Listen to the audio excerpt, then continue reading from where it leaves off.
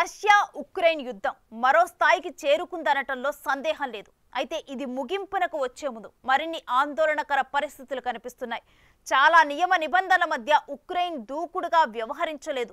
అలాగని రష్యాను అడ్డుకోకుండా ఉండలేదు. ఇలాంటి వాతావరణంలో యుద్ధం తన రూపం మార్చుకున్నట్లు కనిపిస్తోంది. రహస్య వ్యూహాలతో రెండు దేశాలు కొత్త ఆయుధాలను తయారు చేసుకుంటున్నాయి. ఏది ఏమైనా గెలుపు తమదే అనే ధీమాలో ఇరు వర్గాలు విశ్వాసంలో ఉన్నారు.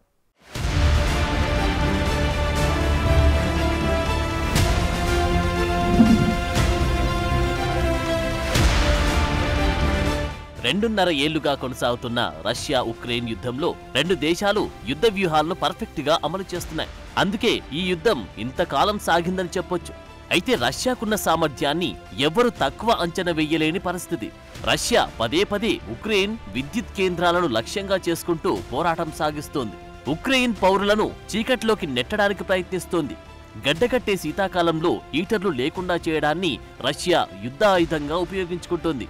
అందులో భాగంగానే ఆగస్టు 26 తర్వాత రష్యా ఉక్రెయిన్ పవర్ గ్రిడ్, రైలు మార్గాలు లక్ష్యంగా long range air, sea based ఆయుధాలతో భారీ స్ట్రైక్స్ ప్రారంభించింది. ఇలా చేస్తూ ఉక్రెయిన్ ఫ్రంట్ లైన్లకు ఆయుధాలు, మందుగుడ్డు సామాగ్రి రవాణాకు అంతరాయం కలిగిస్తోంది. ప్రస్తుతం రష్యా లక్ష్యాలు అన్నీ ఛేదించినట్లు ఆ దేశ రక్షణ మంత్రిత్వ శాఖ చెబుతోంది.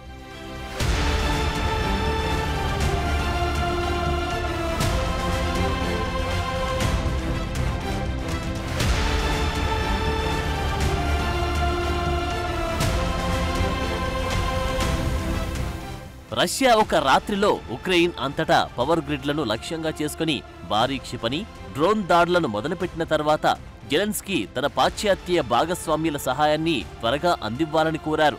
మిత్రదేశాల నిర్ణయాత్మక చర్యకు సమయం ఆసన్నమైందని పేర్కొన్నారు. భవిష్యత్తులో రష్యా డ్రోన్లు, క్షిపణులను నాశనం చేయడానికి ఉక్రెయిన్కు సహాయం చేయాలని యూరోపియన్ ఎయిర్ ఫోర్స్కు పిలుపునిచ్చారు. యూరోపియన్ ఎయిర్ ఫోర్స్ ఉక్రెయిన్ F-16లతో పాటు ఇతర వైమానిక రక్షణ వ్యవస్థలతో కలిసి పనిచేస్తే ప్రజల ప్రాణాలను రక్షించడానికి అవకాశం ఉంటుందని జెలెన్స్కీ తెలిపారు. అయితే ఈ ఐక్యత ముందుగా మిడిల్ ఈస్ట్లో నిరూపించబడితే అది ఐరోపాలో కూడా పనిచేయాల్సి ఉంటుంది.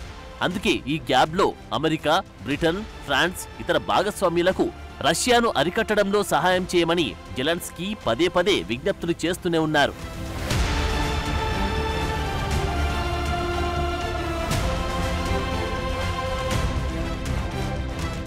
ఇక ఎంతో కొంత రష్యాదే పైచేయిగా ఉన్న ఈ యుద్ధంలో ఉక్రెయిన్ చాలా ఇబ్బందులను ఎదుర్కోవాల్సి వస్తుంది.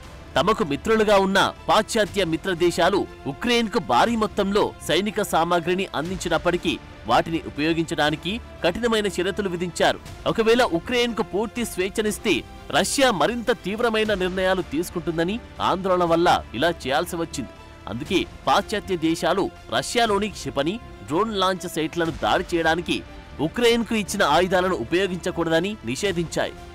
అంటే రష్యా దాడులను నిరోధించడానికి ఉక్రెయిన్ తన సొంత వైమానిక రక్షణపైనే ఎక్కువగా ఆధారపడవలసి ఉంది. అందుకే ఆగస్టు 26 రష్యా స్ట్రైక్స్ తర్వాత ఉక్రేనియన్ అధికారులు రష్యా లోపలికి వెళ్లి దాడి చేయడానికి మిత్రదేశాలు అనుమతించాలని మరోసారి కోరారు.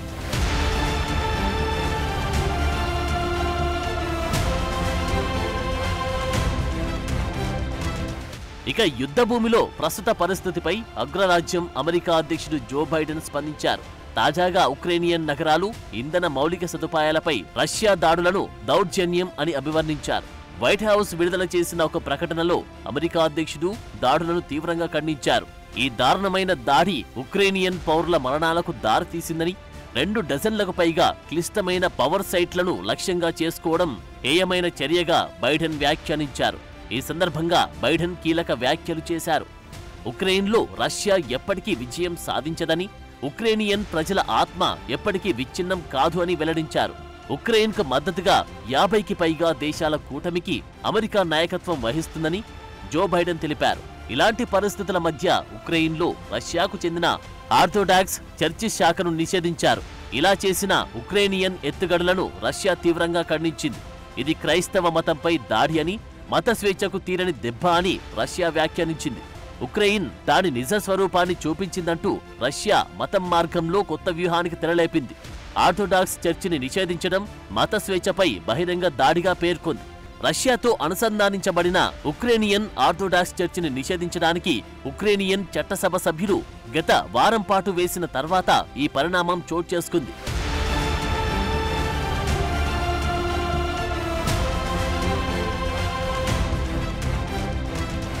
అయితే చర్చిని నిషేధించే దిశగా పడిన ఓటును ఉక్రెయిన్ ఆధ్యాత్మిక స్వాతంత్ర్యం బలోపేతం చేయడానికి ఒక అడుగు అని ప్రశంసించడంతో దీన్ని రష్యా అవకాశంగా మార్చుకుంది.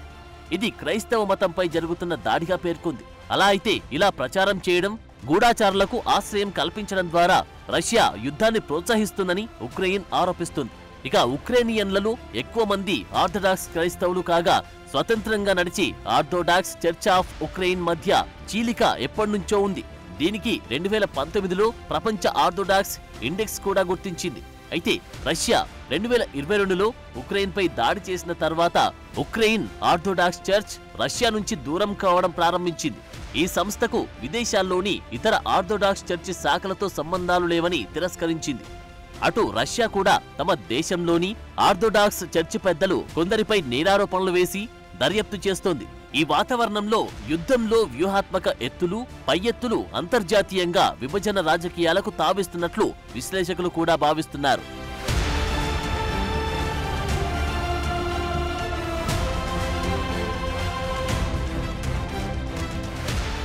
మరోవైపు ఉక్రెయిన్పై రష్యా దాడిని ఎదుర్కోవడానికి అత్యంత రహస్య ఆయుధంగా ఒక వ్యవస్థ నడుస్తున్నట్లు నిఘా వర్గాలు అనుమానం వ్యక్తం చేస్తున్నాయి.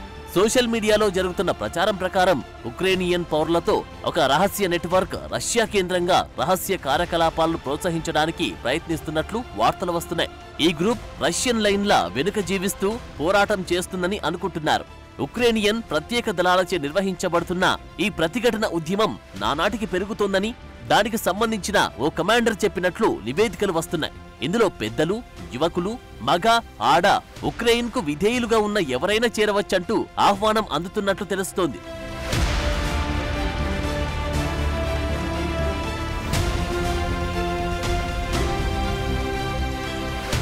ఇలా సాగుతున్న రష్యా ఉక్రెయిన్ యుద్ధం త్వరలోనే ఓ కొలిక్కి వచ్చే దిశగా వెళ్తుందని నిపుణులు కూడా చెప్తున్నారు. అయితే ఈ ముగింపు ఎవరికి విజయం అందిస్తుంది అనేది ప్రస్తుతం ప్రశ్నగానే ఉంది. అయితే రష్యా మాత్రం దీనిపై ఓ స్పష్టతను ఇప్పటికే ఇచ్చేసింది. రష్యాకు ఓటమంటూ ఖాయమైతే అది యూరప్, అమెరికాల విధ్వంసానికి పాదులు వేసినట్లేనని వార్నింగ్ ఇచ్చింది. ఈ పరిస్థితుల మధ్య భవిష్యత్తులో యుద్ధం ఏ రూపం తీసుకుంటుందో అనే ఆందోళన మాత్రం అందరిలోనూ ఉంది.